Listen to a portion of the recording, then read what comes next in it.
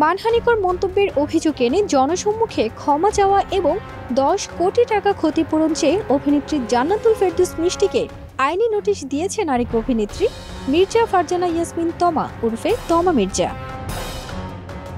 নোটিশে সামাজিক মাধ্যমে থাকা দুটি ভিডিও বক্তব্যের কথা উল্লেখ করা হয়েছে।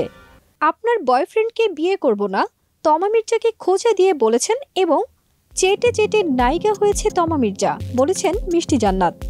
শীর্ষক শিরোনামে সামাজিক মাধ্যমে ছড়িয়ে পড়া ভিডিওতে মানহানিকর বক্তব্য রয়েছে বলে দাবি করেছেন আইনজীবী।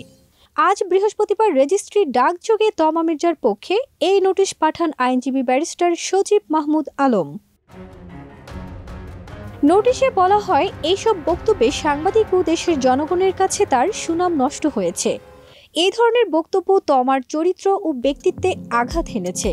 এটি শাস্তিযোগ্য অপরাধ। উদ্দেশ্য প্রণোদিতভাবে ডিজিটাল মিডিয়ায় এসব মানহানিকর বক্তব্য হয়রানির উদ্দেশ্যে করা হয়েছে। এতে 10 কোটি টাকার মানহানি হয়েছে। তাই নোটিশে 7 দিনের মধ্যে জনসম্মুখে ক্ষমা চেয়ে 10 কোটি টাকা ক্ষতিপূরণ দিতে বলা হয়েছে। এছাড়া পরবর্তীতে এই ধরনের মন্তব্য থেকে বিরত থাকতেও বলা হয়েছে। অন্যথায় প্রয়োজনীয় আইনগত ব্যবস্থা নেওয়ার কথাও হয়েছে। ফারজানা নিকিতা, দেশ রূপান্তর।